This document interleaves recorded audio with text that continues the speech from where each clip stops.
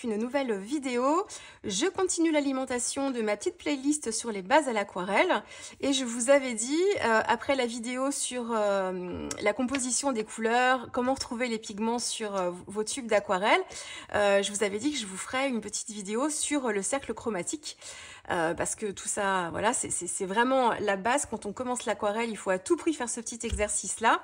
Et puis, c'est pour vous emmener tout doucement aussi vers ce que je suis en train d'explorer en ce moment, c'est-à-dire la désaturation de mes couleurs, non pas avec des pigments noirs, mais avec des couleurs composées de pigments noirs, mais avec les couleurs complémentaires. Et pour pouvoir vous expliquer ça, il faut que j'en passe par le b.a.-ba, la base de tout, le cercle chromatique. Alors, la base des couleurs, et ça je vais pas je vais pas vous surprendre, pardon, je cherche mes mots, il est tard ce soir, je vais pas vous surprendre, c'est qu'il y a 3 couleurs primaires, le rouge, le bleu et le jaune. Jusque là, vous vous dites oui merci, je connais ça depuis la maternelle, effectivement. Si on regarde sur internet la définition de couleur primaire, on trouve systématiquement cette définition-là. Une couleur primaire ne peut pas s'obtenir par le mélange d'autres couleurs. C'est-à-dire que le rouge qui sera le rouge primaire, il ne pourra pas être obtenu, impossible de l'obtenir en mélangeant d'autres couleurs ensemble. C'est pas possible. Si on peut avoir cette couleur-là en mélangeant deux autres couleurs qui existent, eh ben ça veut dire que cette couleur-là, c'était pas une couleur primaire. Elle est primaire parce qu'elle est unique et qu'elle ne peut pas être, reconstituée avec un mélange d'autres couleurs. Et c'est là où du coup, il y a une petite nuance avec ces histoires de couleurs primaires rouge, bleu et jaune. C'est parce que suivant le rouge qu'on utilise, il y a certains rouges qu'on peut obtenir en mélangeant deux autres couleurs. Et c'est là où il y a une petite subtilité. C'est pas aussi simple entre guillemets, même si en gros c'est ça, mais c'est un petit peu plus compliqué que ça. C'est que c'est pas vraiment du rouge, la couleur primaire, et c'est pas vraiment du bleu non plus. Les vraies couleurs primaires, en fait, elles sont ici. Vous allez dire, mais pourquoi elle a sorti ces cartouches d'imprimante? Ça ne va pas. Eh bien, si c'est pour vous montrer, en fait, que les vraies couleurs primaires, ce sont les cartouches de vos imprimantes. Moi, j'ai une imprimante jet d'encre, j'ai une cartouche par couleur primaire, et mes 3 couleurs primaires sont le jaune. Bon là, à la limite, vous me dites oui, ben ça d'accord, ça change pas. Mais le bleu, à la limite aussi, vous dites oui, bon ça, pas de surprise, hein, voilà. Mais ici, on se rend compte que c'est pas vraiment du rouge, la couleur primaire. On est plus proche d'un rose. En fait, c'est le magenta. Le magenta est une couleur primaire. Le cyan, et pas le bleu, parce qu'il y a une petite nuance, c'est une couleur primaire.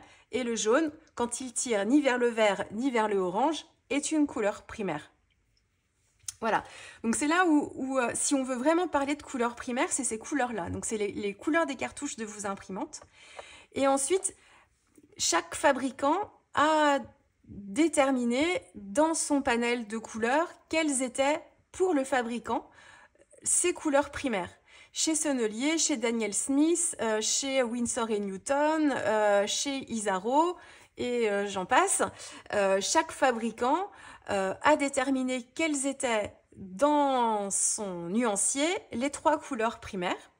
Et ce qui est un petit peu plus compliqué justement, c'est que, ce serait trop simple, c'est que ce ne sont pas forcément les mêmes pigments qui seront considérés comme couleurs primaires suivant les fabricants. Et c'est là où ça se complexifie un petit peu. C'est parce qu'on peut s'imaginer que, par exemple, chez Daniel Smith, là je vous les ai sortis, Daniel Smith, ses couleurs primaires, alors pour le jaune, c'est le pigment PY3. Pour son bleu, son cyan, c'est la nuance de bleu de manganèse. Alors on dit nuance parce que en fait c'est plus vraiment un pigment, c'est-à-dire qu'on a reconstitué un pigment quoi. Donc c'est plus qu'une nuance, c'est pas vraiment un pigment, c'est une nuance maintenant. Donc la nuance bleue de manganèse, c'est le PB15. Et ensuite son magenta ici serait le PR122. Donc c'est le magenta quinacridone. Voilà, donc pour Daniel Smith, les pigments primaires, c'est le PR122, le PY3 et le PB15. Eh bien, pour les autres fabricants, c'est pas forcément la même chose. Alors, c'est souvent quand même, pour le bleu, c'est souvent le PB15, mais c'est souvent le bleu de phthalo. Donc, c'est le bleu de phthalo nuance de vert. Donc, c'est le PB15 2.3. Là aussi, je vous en ai pas parlé dans ma vidéo précédente. Quand vous avez des couleurs comme le bleu de phthalo, eh ben, il y a deux bleus de phthalo parce qu'il y en a un avec une nuance de rouge et l'autre avec une nuance de vert. Le nuance de rouge, c'est parce que c'est du bleu qui tire légèrement, comme s'il y avait à l'œil, comme ça, un petit côté un petit peu plus chaud. Et la nuance de vert, c'est parce que à l'œil, c'est un bleu un peu plus froid qui tire un petit peu vers le vert. Et donc, pour les différencier, dans la nomenclature pigmentaire, le bleu de phthalo nuance de vert, c'est le PB15 2.3. Et le nuance de rouge, c'est le PB15, mais 2.6. Eh bien ici, chez Daniel Smith, il a utilisé du PB15, donc c'est ce qui se rapproche du bleu de phthalo, mais il n'y a pas les deux petits points, donc c'est ce qu'il y a de plus pur, entre guillemets, quoi. Donc, et c'est nuances de bleu de manganèse. Donc ça, à la limite, le bleu de phthalo nuance de vert, on le retrouve beaucoup en fait en couleur primaire chez les différents fabricants, c'est souvent la couleur qui revient. Le jaune, c'est pareil, alors, ça peut varier, mais le PY3, c'est souvent la couleur qu'on va retrouver. J'ai une anti-sèche ici. Chez Sennelier, ils proposent le PY3 aussi, c'est leur jaune citron chez eux. Autrement, leur jaune primaire, c'est un pigment en fait jaune 74, PY74. Chez Isaro, ce sera encore un autre pigment jaune. Et chez Winsor & Newton, eh bien, c'est encore un autre pigment. C'est un peu comme Isaro, quoi. C'est le jaune Winsor qui ressemble un petit peu au jaune d'Isaro. Donc, en fait, pour le jaune, ça va... Enfin, voilà. Le bleu et le jaune, à la limite, c'est souvent à peu près la même chose.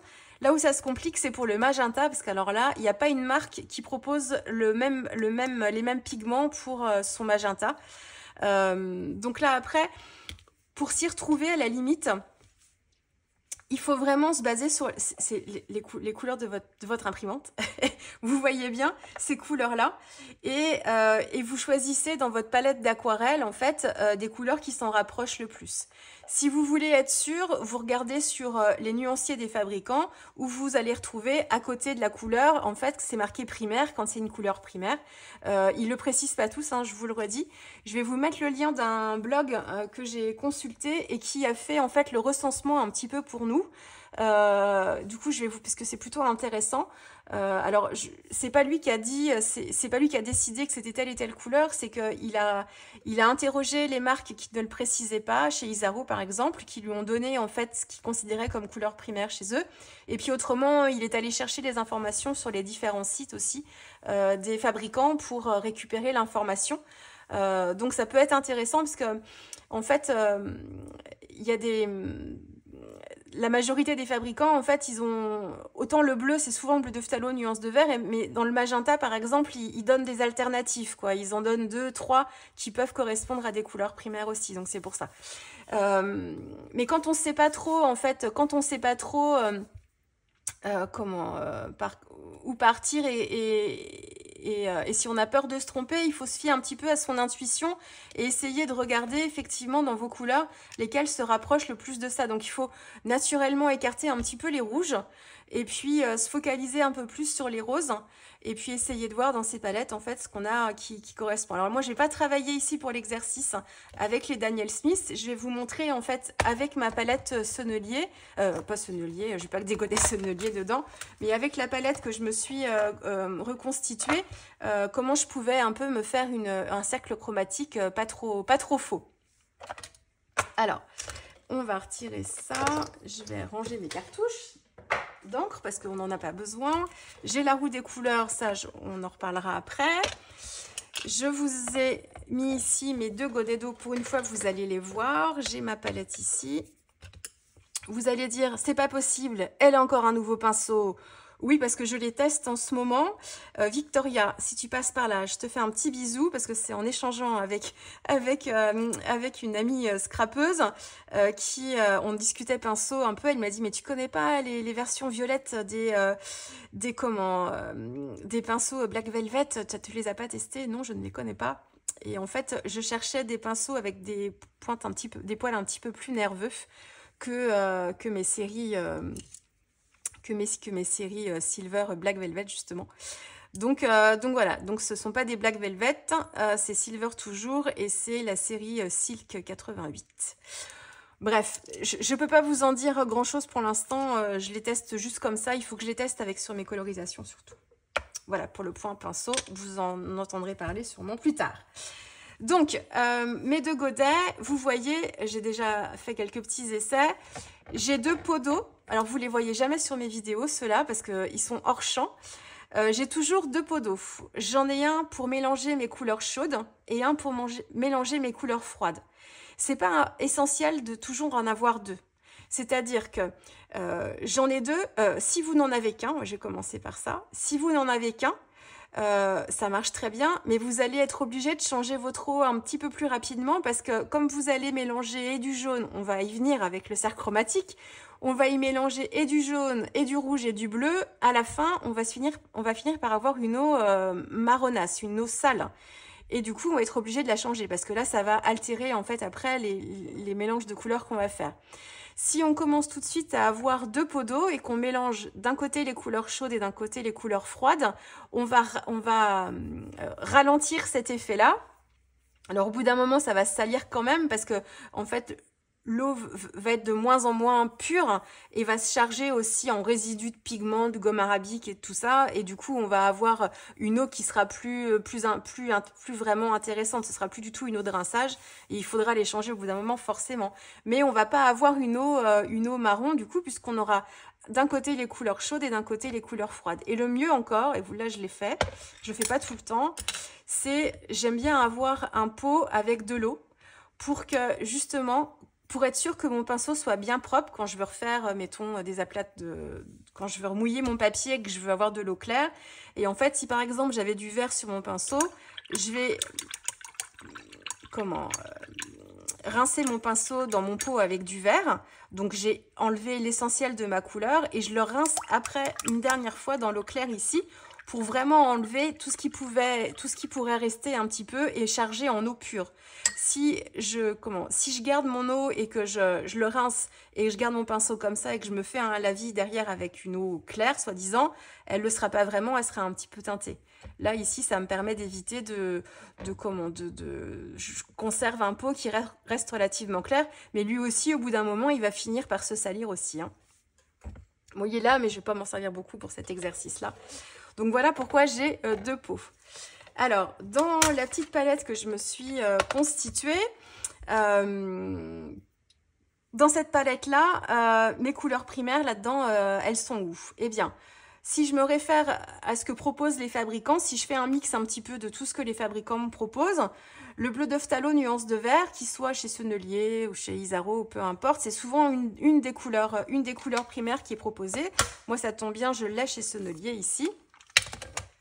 C'est le bleu de phthalo nuance de vert, c'est son nom, mais c'est aussi le même pigment. Hein, c'est ça qui vous vous rappelez de la vidéo d'avant. Hein, c'est les pigments qui m'intéressent et non pas le nom. Là, en l'occurrence, c'est le même pigment. Je vais réactiver un tout petit peu mes couleurs. Alors, je pchise un tout petit peu d'eau. C'est pas indispensable de le faire. Hein. Par contre, ça vous permet d'aller un petit peu plus vite parce que ça va ramollir un peu vos couleurs. Si vous le faites pas, vous allez être obligé en fait de venir caresser votre godet d'aquarelle et non pas les creuser comme moi. Moi, j'ai une mauvaise habitude de départ et du coup, c'est fichu. J'ai une mauvaise manie. Voilà, normalement, on n'attaque pas le godet d'aquarelle avec la pointe du pinceau directement dedans. On est censé effleurer, voilà. Hein, il y a des aquarellistes qui crient quand leurs élèves faire comme ça. Moi, c'est trop tard. Hein, je suis fichue, j'ai pris l'habitude. C'est pas grave non plus. Hein. Mais voilà, donc si vous ne l'humidifiez pas, vous allez juste être obligé de passer votre pinceau plusieurs fois parce que quand vous allez faire un premier passage, vous n'allez pas récupérer de pigment dessus parce que l'aquarelle n'aura pas eu le temps de se réactiver encore. Donc il faut passer 1 fois, 2 fois, 3 fois, peut-être même 4 fois pour être sûr de prendre assez de pigment en fait sur votre pinceau. Mais c'est pas indispensable de le faire non plus du tout. Hein. Ça permet d'aller plus vite, quoi, après, quand on prend la couleur. Donc, mon bleu, c'est pas trop compliqué ici dans ma palette. J'ai le bleu de phthalo nuance de vert. Tic tic, c'est celui-ci. Hop. Et je vais faire un triangle. Alors, normalement, il n'y a pas de règle non plus parce que c'est un cercle. Hein, donc, qu'on mette le jaune, le rouge ou le bleu en haut, à droite, à gauche, ça ne change pas grand-chose. Je vais le faire comme ça. Hop, donc je vais mettre mon bleu ici.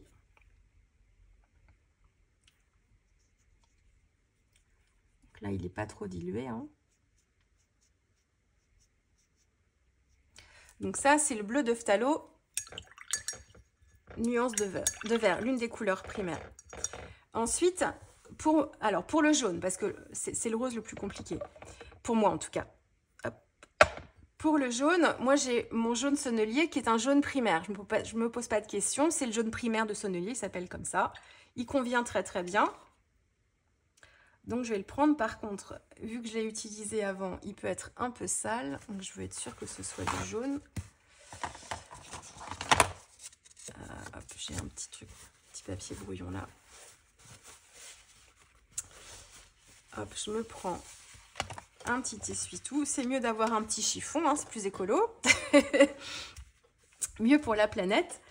Donc pour nettoyer ma couleur, alors il y a des aquarellistes qui utilisent 2 godets, donc c'est le même jaune, jaune primaire, après peu importe, hein, et qui en prennent 2 et qui vont utiliser un godet pour leur mélange avec les bleus et un godet du même jaune pour leur mélange avec les rouges, pour éviter en fait de salir, parce que autant quand le godet il a un peu de rouge dedans, c'est facile à nettoyer, vous vous en rendrez compte.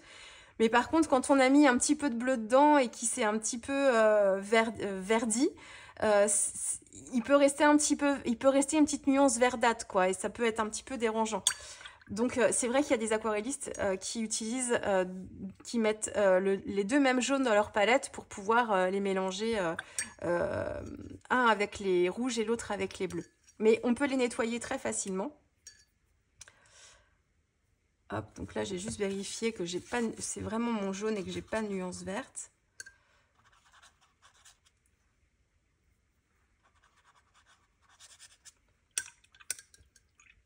Alors normalement je devrais commencer avec des pots propres, hein, mais bon. Alors ce que je fais aussi souvent, c'est que quand mon godet est sale et qu'il est plutôt vert, je vais rincer, si j'ai déjà 2 pots qui sont déjà colorés, et ben je vais utiliser plutôt le pot de couleur chaude pour éviter d'accentuer le problème, parce que si je rince mon godet jaune avec de l'eau qui est déjà verte, je m'en sors pas, quoi. Donc, bon, après, ça reste très doux, mais donc là, normalement, on est pas mal. Donc, je vais mettre, hop, le jaune ici. Donc ça, c'est le jaune primaire de chez Sonnelier. Et ensuite, ce qui se complexifie un petit peu, c'est le rose.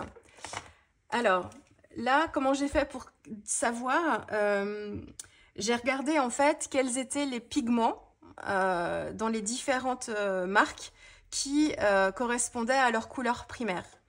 Et j'ai fait des tests en fait. J'ai regardé en fait par rapport aux couleurs que j'avais et j'ai essayé de voir déjà donc, en choisissant bien des couleurs qui étaient monopigmentaires surtout, hein, que la couleur primaire elle peut pas être la couleur primaire c'est une seule couleur, elle peut pas être composée de plusieurs, c'est pas possible, hein, donc il faut à tout prix que votre couleur d'aquarelle elle soit monopigmentaire. Dans les rouges, donc un pigment PR. Et après, j'ai essayé de voir dans les différents roses que je pouvais avoir, celui qui se rapprochait le plus de mon magenta, en fait. Hein. Et chez Winsor & Newton, le rose opéra, c'est un PR 122. Et il est plutôt pas mal, en fait. Il se rapproche plutôt pas mal de mon magenta. Alors, il est un peu plus rose que... il est un petit peu plus rose, mais on est quand même dans ce combo-là.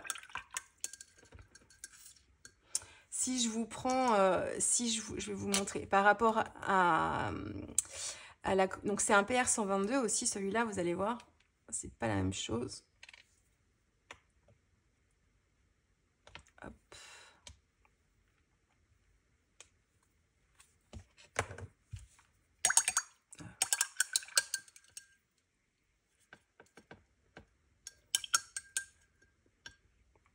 Est-ce que j'ai un autre papier?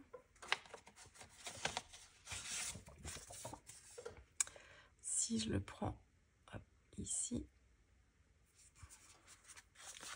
Donc, c'est un PR 120. Ah bah, oh, on n'est pas si loin que ça. C'est un PR 122 ici aussi. Et alors, c'est là où on voit la différence. C'est là où on voit la différence entre un sennelier qui est de très bonne qualité d'aquarelle hein, et un Daniel Smith. C'est que le Daniel Smith, la couleur est bien plus vibrante que le sennelier. Que le Winsor & Newton. C'est Winsor & Newton ici, c'est pas sennelier. Donc, vous voyez, eh ben, c'est très bien. Parce que je pense que je vais échanger mon godet. Je vais enlever mon rose opéra. Je vais le faire avec vous, tiens. Je vais le faire avec vous. Comme ça, vous allez voir un petit peu comment je fais.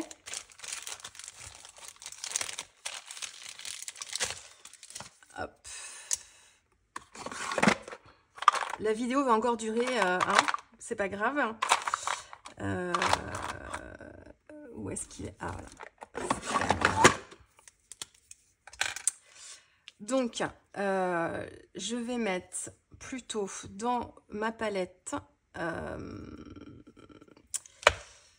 Donc, c'est déjà un Daniel Smith. Donc là, ce sont des demi-godets en fait qui sont vendus tout seuls. Et quand on achète des tubes, c'est très pratique. Et du coup, donc dessus, en fait, je mets quelle est la marque. Je vais mettre son petit nom. Ah bah si mon crayon ne marche plus. Kina Lila. Et ensuite, maintenant que les pigments m'intéressent, je vais mettre quel est son pigment PR 122. PR 122. Hop, je vais enlever celui-là. Alors, mon rose opéra Winsor & Newton, je ne t'oublierai pas. Hop.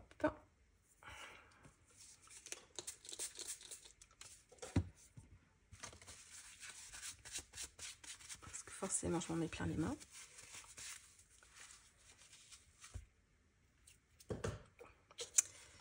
Je vais lui mettre un petit peu de double face à l'arrière.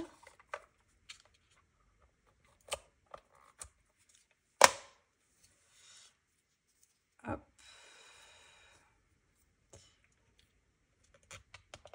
Tac. Je vais enlever ma petite... Alors, ça aussi, tant que j'y suis, j'en avais un peu marre de devoir refaire à chaque fois que me prenait l'envie de changer une couleur, d'en rajouter, d'en enlever, enfin voilà, j'en avais marre d'être obligée de refaire systématiquement en fait mon petit pense-bête, mon petit nuancier juste en haut, un petit pense-bête, parce que du coup ça changeait tout l'ordre de mes couleurs. Donc ce que je fais maintenant, c'est que je me fais des petits rectangles, et en fait, quand je décide de changer une couleur de place, et ben j'ai plus qu'à enlever le petit rectangle, hop, je mets mon petit godet là. Hop, j'irai le mettre dans ma palette où vont mes godets en déshérence. Je vais en prendre un autre que j'avais déjà préparé ici. Hop, je le mets là. Je mettrai son nom après. Je vais remplir mon godet. Alors, c'est pas beau du tout. C'est pas tout joli, mais moi, je trouve ça pratique et rapide. Et du coup, ça me permet, parce qu'après, bon, moi, ce qui m'intéresse, c'est juste de savoir où sont mes couleurs, comment elles s'appellent. En plus, ça me permet aussi de vous les donner quand je vous fais mes vidéos aussi, parce que c'est souvent ce qui revient, et c'est normal. Quelles sont les couleurs que j'utilise? Et parce que je finis par savoir, en fait, la couleur que je veux, où est-ce qu'elle est, mais voilà, son petit nom, pas toujours. Et hop, je vais juste mettre la couleur tout de suite. Donc, on est sur celui-là. Bon, là, c'est tout frais sorti du tube. Hop. Et je les mets sur des morceaux de rhodoïde, en fait. Je vous ai jamais dit ça? Je sais plus. Peut-être pas, hein. Il est magnifique. Voilà. Donc, en fait, cette couleur-là, chez Daniel Smith, c'est pas leur rose opéra, quoi. Hein. Mais ça ressemble au Rose Opéra de chez Winsor & Newton, en plus flashy. Je vais attendre que ça sèche et je mettrai le nom. Et du coup, maintenant, je rajoute sur mes petits nuanciers les pigments. Parce que maintenant, c'est quelque chose qui m'intéresse, encore une fois. Je le laisse là, le petit godet de Rose Opéra de chez Winsor & Newton. Et puis, j'irai le ranger après. Donc, alors du coup, je vais me prendre un autre morceau de papier. Tac, tac. Hop, c'est pas du direct, hein. Je suis pas en direct avec vous, mais je fais les choses comme si c'était du direct. Alors, donc on recommence. Le bleu, donc j'ai dit bleu de phthalo.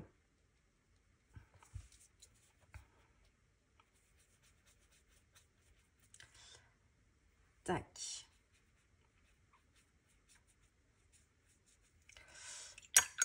Ensuite, mon jaune.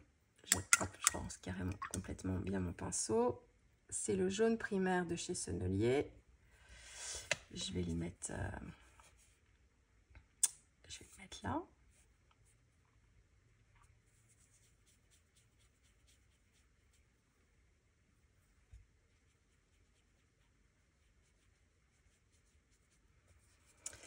Voilà. Et du coup, hop, j'en ai ici, je vais le récupérer là. La couleur chez Daniel Smith qui se rapproche du magenta. Voilà, donc là ce sont les 3 couleurs primaires. Et ensuite, je vais vous montrer comment je fais mes nuanciers justement. Là, il faut que je mélange, donc on a dit, hein, ce rose avec ce jaune va me donner du orange. Mais entre ce orange là, je vais avoir une autre couleur. En fait, je vais avoir des couleurs de transition. Je vais vous montrer après sur le cercle chromatique. Et donc, comment je vais savoir que la couleur que je vais avoir ici au milieu, elle sera vraiment en 50-50, quoi. Autant de rose que de jaune. Et ben, je procède par étapes. C'est-à-dire, je vais prendre un peu de mon rose ici. Et je vais lui ajouter juste une pointe de jaune.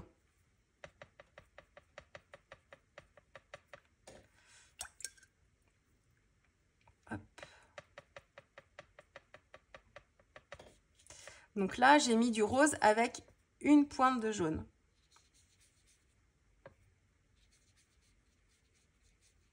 Et j'obtiens en fait un rose. Hop, qui est un peu pêche, quoi. Je vais faire pareil avec le jaune. Je mets du jaune sur ma palette.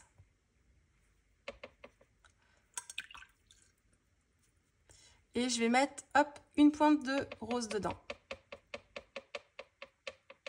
Juste une pointe. Et j'ai ma couleur ici avec une dominante de jaune et une pointe de rose. On a un petit peu comme un orchinacridone, un petit peu.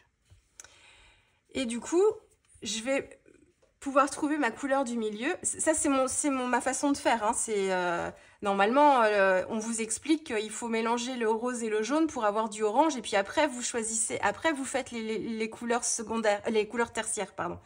Moi, je commence d'abord par les couleurs tertiaires et ensuite je termine par la couleur secondaire parce que ça va me permettre de déterminer à quel moment je suis entre les deux. Donc ici, je reprends mon rose, je vais le remélanger un petit peu et je vais devoir trouver le bon compromis entre les deux pour avoir en fait un orange.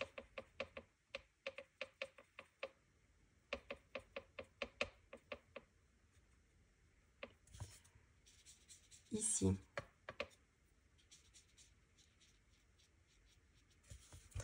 Donc, ici, j'ai ma couleur primaire, j'ai mon rose. Ici, j'ai mon jaune, autre couleur primaire. Ici, j'ai la couleur secondaire, le mélange de mon rose et de mon jaune. Et ici, j'ai les couleurs tertiaires, c'est-à-dire un rose qui tire un peu vers le jaune ici, enfin qui tire un peu vers le orange, on va dire, et ici, un jaune qui tire un petit peu vers le orange. Et c'est pareil pour les autres couleurs. Après, sur la roue chromatique, je vais vous montrer. Si je le fais, je vais garder encore un peu mon rose et je vais le faire avec les bleus. Je vais prendre mon bleu de phthalo. Voilà, il est flashouille, hein, mon bleu de phthalo. Et je vais prendre, hop, une pointe de rose.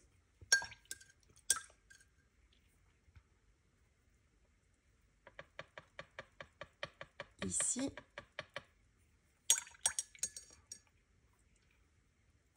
Alors, vous allez me dire, mais quand est-ce que tu sais que c'est bon? Bah, c'est à force de faire.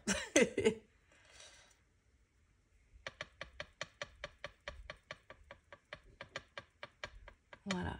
Là, j'ai un bleu, en fait, comme un bleu outre-mer, un petit peu. Donc, hop.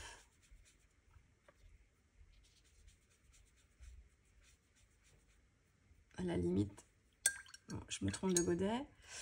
Je peux même remettre un tout petit peu de bleu quand même dedans. Bleu de phthalo.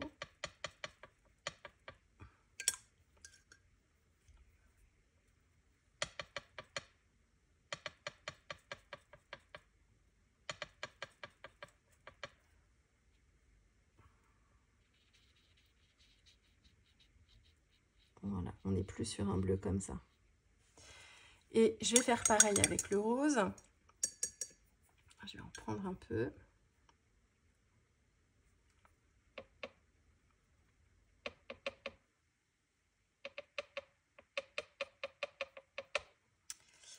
Et... Alors le bleu, il prend le pas très très vite dessus, hein, donc faut pas en mettre trop. Voilà. Et là, en fait, je vais avoir, hop là, je vais avoir une dominante de rose dedans. Donc là, on est sur un rose qui tire vers le violet. Vous voyez, j'ai plus de bleu que de rose, je suis à cette limite-là. Et ensuite, quand je mélange les deux, presque à part égales, je vais vraiment avoir un violet à ce moment-là. Hop. Voilà. Alors, bon, marron ne ressemble pas à une roue, hein, mais vous comprenez le truc. Donc, vous comprenez pourquoi je fais comme ça. C'est parce que quand vous allez faire vos nuanciers, ce que je vais vous expliquer après, ce sera dans une autre vidéo, ça, comment je fais pour désaturer mes couleurs et mon petit nuancier, c'est parce que je fais comme ça, parce que ça me permet en fait d'avoir un repère. C'est plus facile en fait de trouver un bon dosage quand on met une pointe d'une autre. C'est-à-dire que j'ai beaucoup de rose, j'ai beaucoup de rose, je mets juste une pointe de jaune dedans. On voit tout de suite en fait. Et à l'inverse, là le jaune, je mets juste une pointe de rose dedans. Donc je peux pas me tromper et je vois tout de suite quand le jaune commence à changer un petit peu de couleur. Bon, je le vois. Et ensuite, après, pour trouver la couleur qui est vraiment entre les deux, donc la couleur secondaire, eh ben, il faut que je trouve un orange qui soit ni trop par là, ni trop par là. Et après, c'est pas non plus une science exacte quand on fait ces mélanges. On n'est pas sûr, à moins de peser peut-être les choses et encore, parce que ça dépend de la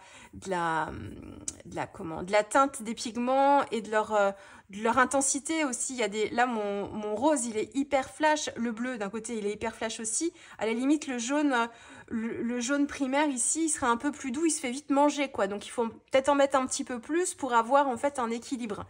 Donc, c'est pas non plus... c'est quelque chose... C'est vraiment votre œil qui va travailler, quoi, là.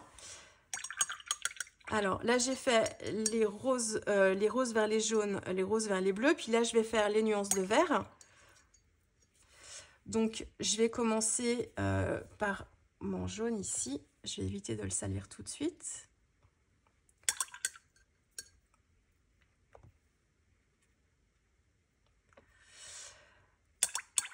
Hop, et je vais y ajouter une pointe. Hop, une pointe de bleu, de phthalo. Bon, pour une fois, j'en prends pas beaucoup. Voilà, une pointe. Et là, je crois que c'est déjà bien suffisant. Et je mélange les deux. Donc là, on voit que ça se verdit assez vite, hein.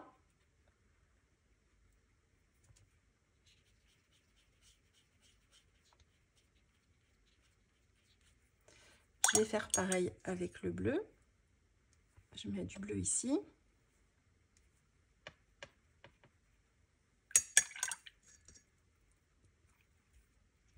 Et je prends une pointe de jaune. Voilà, là ça suffit. Je vois déjà que mon bleu ressemble plus trop au bleu de phthalo. Je vais le mettre là. On est plus dans les, un petit peu dans les turquoises.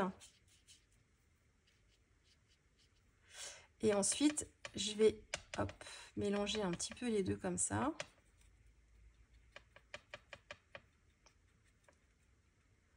Et là, je suis plus dans les verts. Vraiment le vert, voilà. Le vert, ce serait presque le vert au cœur là.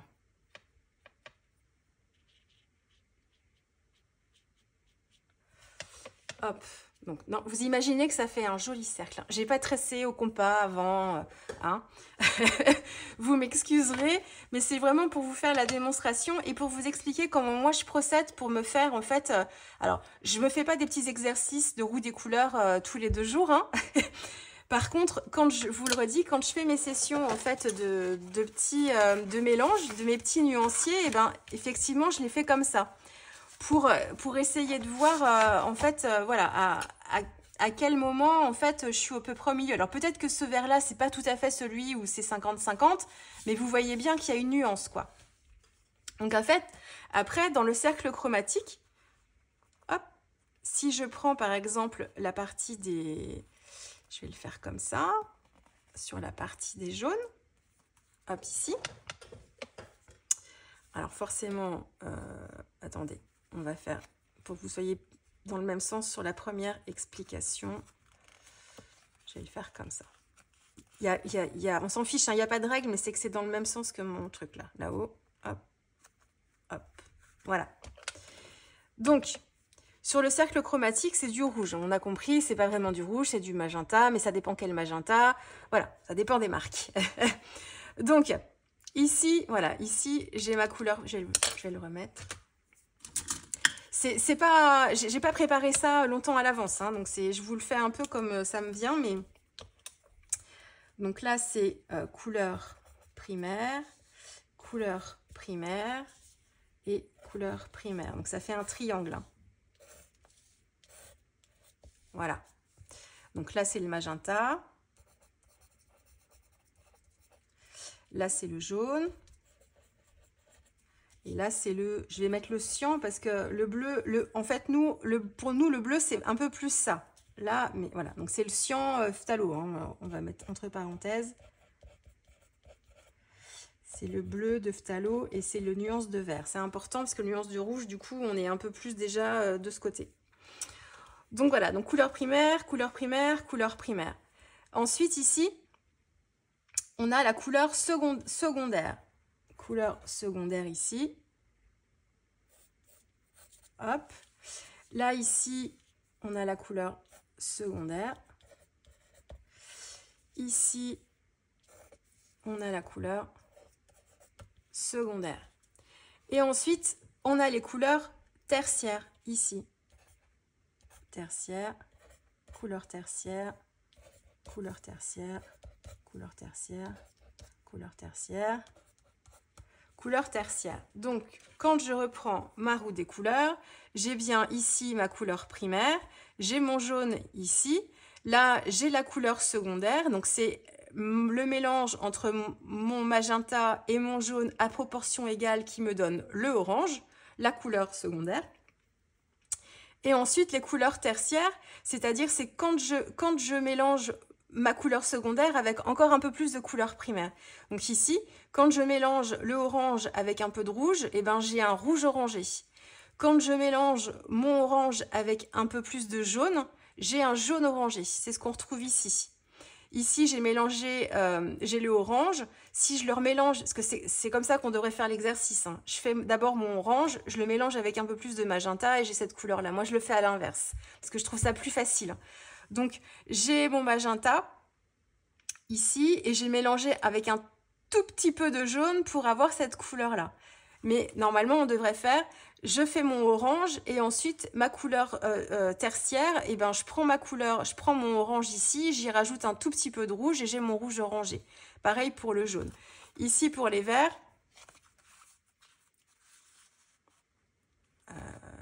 hop,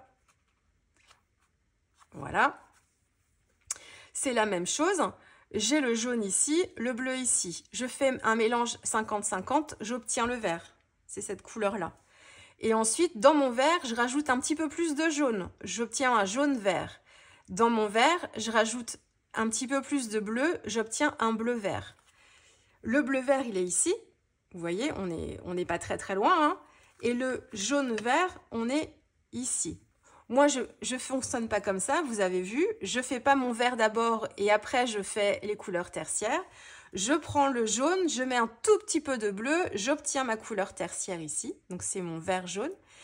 Et ici, je prends mon bleu de phthalo, j'y ajoute un tout petit peu de jaune, j'obtiens ma couleur tertiaire, j'obtiens mon bleu vert. Mais ça revient à peu près au même, hein. Et alors, on termine, vous avez compris, hop, tac, tac, avec les bleus et les rouges. Je mélange autant de bleu que de rouge, j'ai ma couleur secondaire qui est mon violet, c'est cette couleur ici.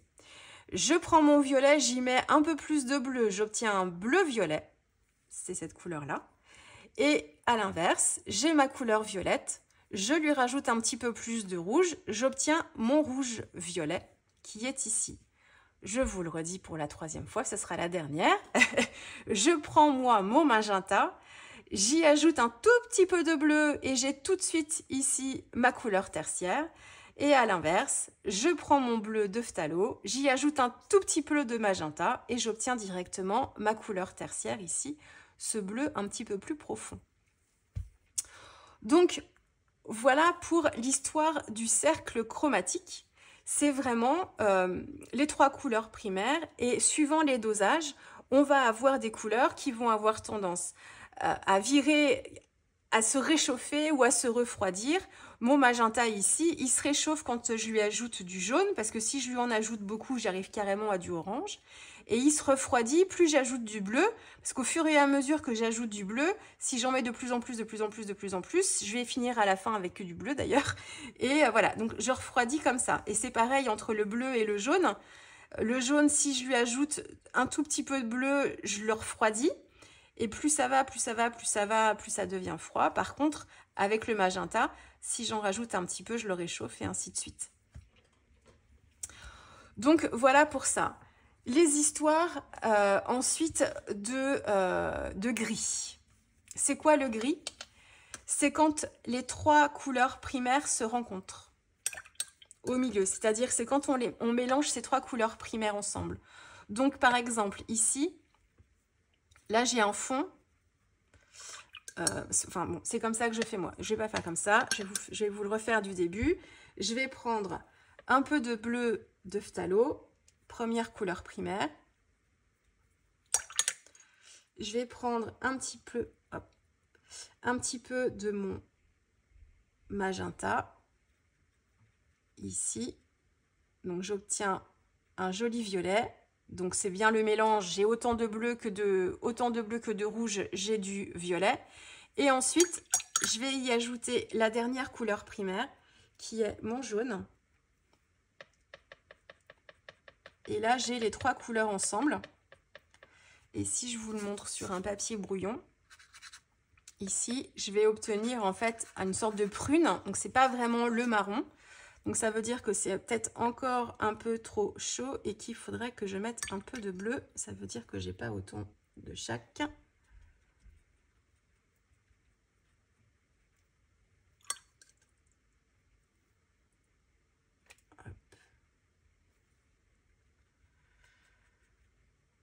Alors là, c'est ma couleur de chez Daniel Smith. Elle me perturbe parce qu'elle est tellement vibrante qu'il faut que je trouve le bon dosage entre tout ça.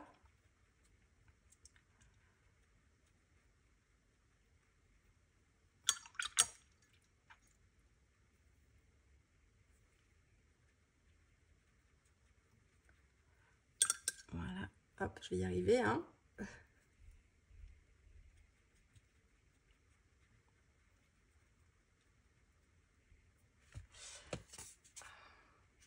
Voilà, là, c'est encore un petit peu plus gris. Donc, on va arriver à la fin à avoir une sorte de gris que je vais placer là.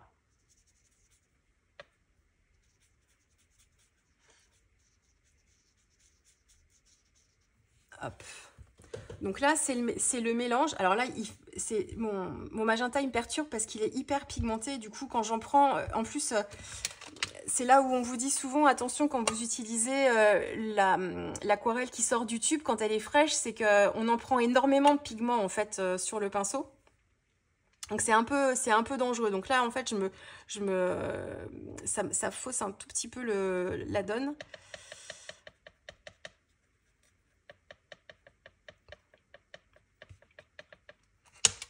Vous voyez là, si je rajoute un petit peu de bleu, je vais être un peu plus dans un gris de pain.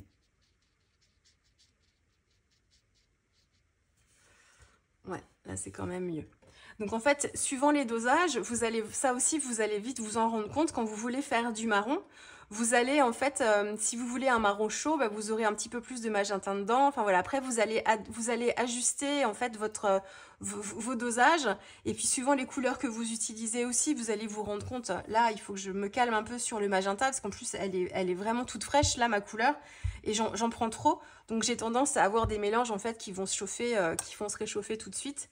Et c'est pareil pour le jaune, il ne faut pas que j'en prenne trop, que j'en prenne un peu pour le désaturer un petit peu, quoi. Mais, et du coup, ça, quand vous faites ça et que vous mélangez toutes les couleurs primaires, là on est encore sur un gris encore un peu plus orage, un peu plus froid. Mais j'ai pas changé mes couleurs, c'est-à-dire que c'est toujours le même rose, toujours le même bleu et toujours le même jaune. C'est juste en fait les quantités et les proportions qui sont différentes. Mais vous voyez, on arrive, là j'avais un prune, là j'ai un prune très foncé et là je suis carrément sur un gris, quoi. On peut réussir à avoir des marrons, des choses comme ça. Donc ça, c'est le mélange des 3 couleurs primaires ensemble. Et c'est à ce moment-là que ça va m'intéresser moi, là, en ce moment, pour tout ce que je suis en train de faire. C'est que grâce à ça, à cette couleur-là du milieu, là, ça va me permettre de remplacer, d'enlever tous mes godets où j'ai du pigment noir, parce que finalement, ça équivaut un peu à un pigment noir. Mais c'est un pigment noir que j'ai pas, qui est fait des 3 couleurs primaires, qui n'a pas été constitué en fait par autre chose. Et du coup, c'est ce qui va me permettre d'avoir mes couleurs beaucoup plus lumineuses parce que je reste toujours dans la gamme de couleurs primaires. J'en sors pas et je rajoute pas en fait un pigment noir qui va venir parce que le noir n'est pas une couleur. Tout comme les pigments, il y a des godets d'aquarelle qui sont faits avec des pigments blancs. Le blanc en aquarelle, c'est le papier. Alors, c'est pas que c'est interdit de l'utiliser, c'est juste que quand vous rajoutez des pigments blancs en fait à vos mélanges d'aquarelle, vous allez apporter quelque chose de crayeux, un peu comme dans les oxydes. Et vous allez en fait adoucir votre couleur, mais de façon c'est comment? De façon je cherche mon mot, pas arbitraire, mais comment vous allez pas, enfin vous allez croire que votre couleur sera plus claire alors qu'en fait elle sera plus opaque et elle aura une couleur pastel en fait, mais il y aura le côté crayeux dessus. Alors que si vous voulez vraiment éclaircir une couleur, c'est vous diluez votre couleur avec de l'eau et vous allez l'éclaircir. L'intérêt de l'aquarelle, c'est la transparence. Et donc, les godettes blancs, on peut les utiliser après. Enfin, il y a des godettes d'aquarelle qui ont d'ailleurs dans leurs pigments des pigments blancs. Hein. Mais il vaut mieux, au début en tout cas, il vaut mieux éviter de ne pas les utiliser. Enfin, c'est ce que les aquarellistes disent et elles et ils le disent tous. Le godet blanc au début, il est souvent présent dans les palettes d'ailleurs des fabricants quand les palettes de démarrage, mais en fait, il induit beaucoup plus en erreur qu'autre chose. Donc, on essaye vite de l'écarter. Après, on peut le réintégrer pour des exercices un peu particuliers, mais autrement, c'est pas la peine. Et donc, mon grit paint, en fait, eh ben, je le laisse un petit peu de côté. Pareil pour le sépia. Et je vais plutôt m'intéresser à créer mon propre gris. Ici, pour désaturer, en fait, pour désaturer mes couleurs. Et en fait, le truc, c'est que ça, je vais y revenir dans ma vidéo, donc ce sera peut-être pas la vidéo que je vais vous montrer après, mais en tout cas, ce sera dans une autre vidéo, cet exercice-là, parce que c'est l'exercice d'après, on va un petit peu plus loin.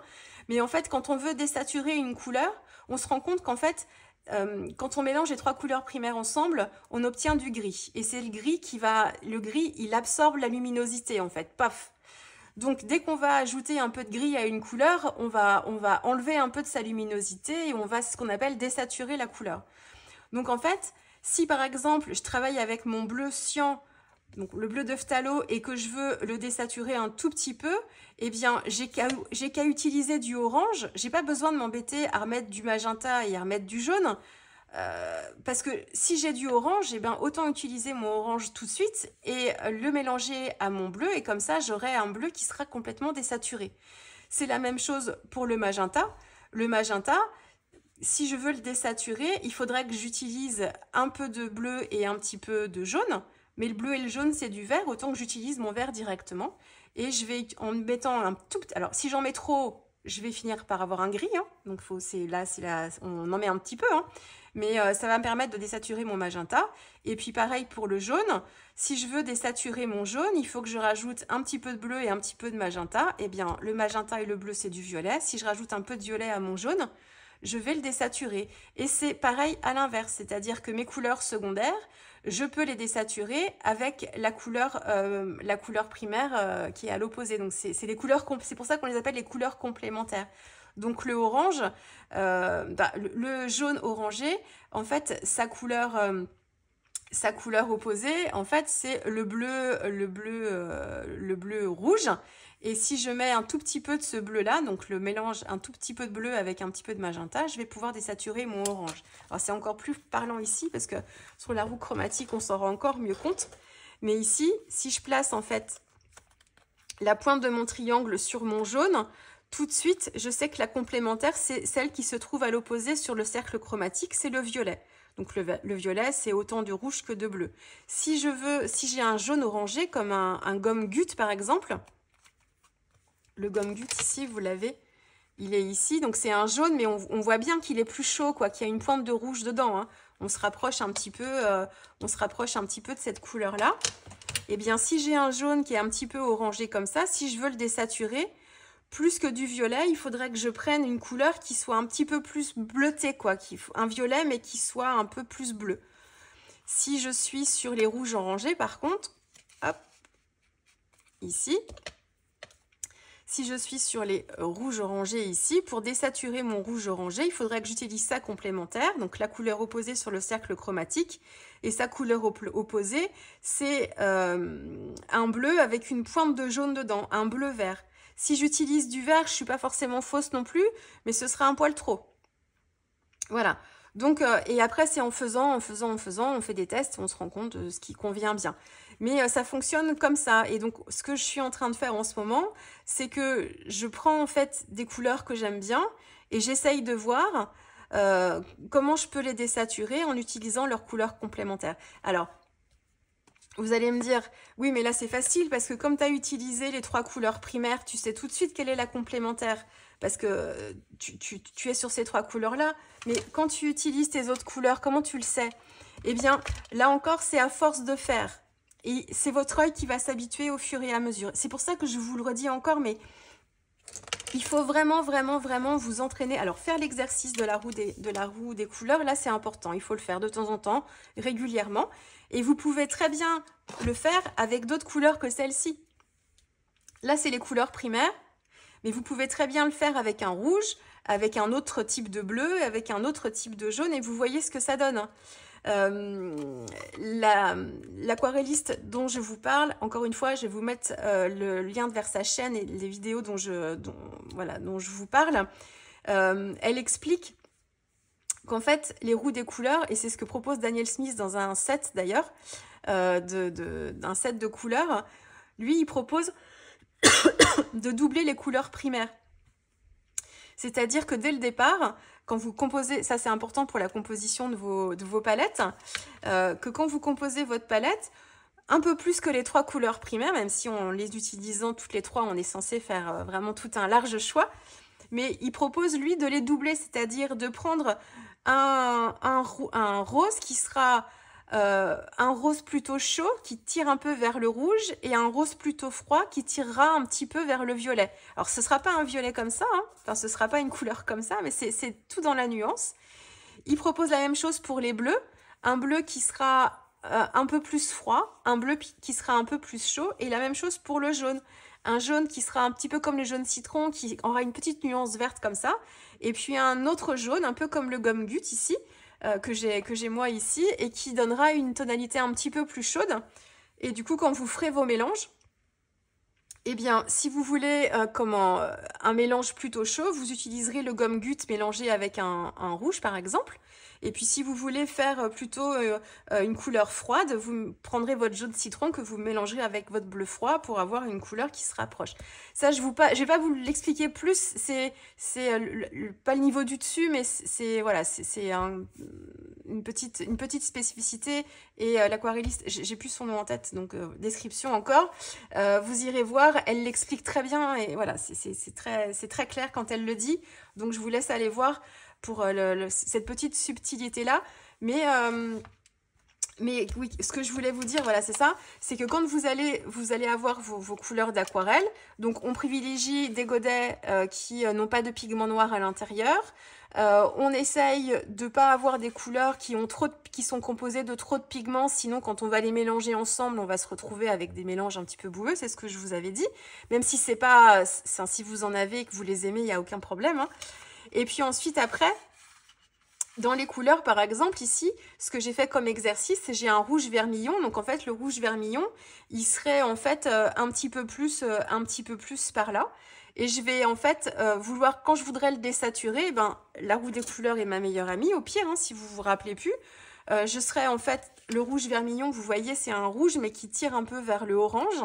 Ben, je serais ici dans les rouges orangés. Et la meilleure couleur pour le désaturer, ce serait un bleu vert.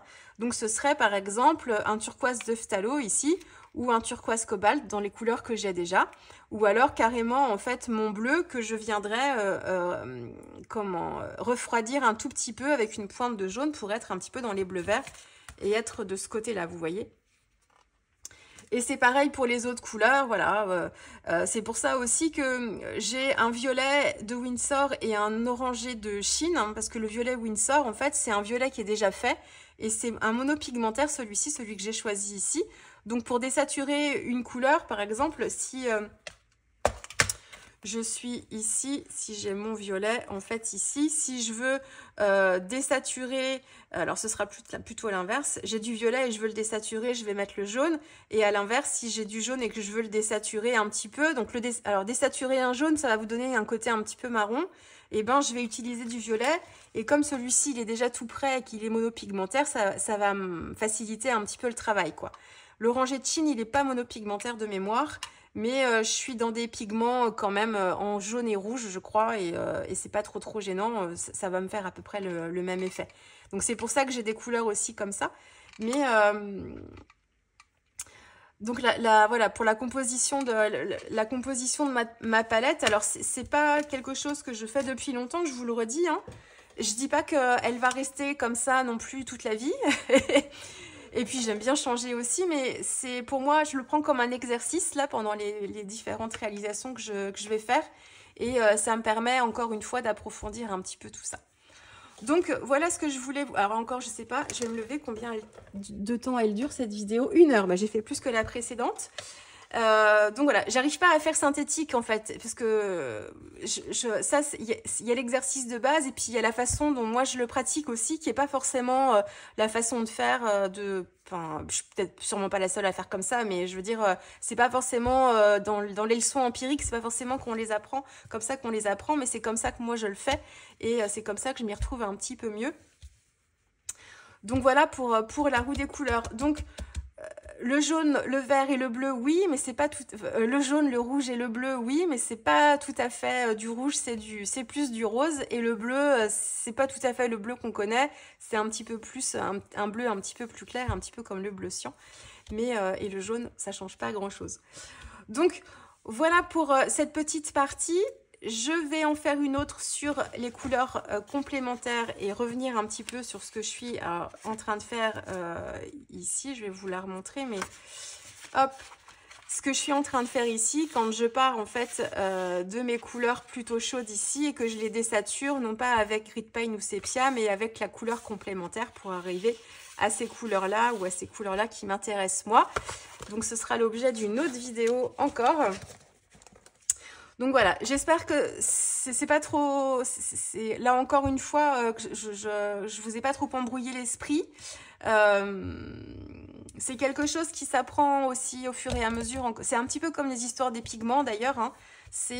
Il faut pas... N'ayez pas peur si c'est quelque chose qui vous paraît pas très clair, ces histoires. Surtout qu'effectivement, d'un fabricant à l'autre, ça change, ces histoires de couleurs primaires et de complémentaires.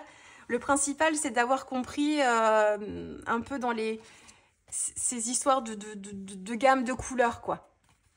Et je vous le redis encore, l'aquarelliste que je vous ai mis en description, elle explique ça très très bien et elle vous donne des exemples, en fait. Quand on ne choisit pas la bonne couleur primaire, on le voit tout de suite ce que ça donne quand on fait ces mélanges. Voilà, elle vous explique ça tout très très bien aussi. Et moi, voilà, je vous donne un petit peu ma pratique et comment moi je fonctionne. Voilà pour cette vidéo d'1 heure. Elles sont pas synthétiques, celles-ci. Hein. Bon, bref, les vidéos d'un côté, elles sont pas accélérées non plus. C'est pour ça.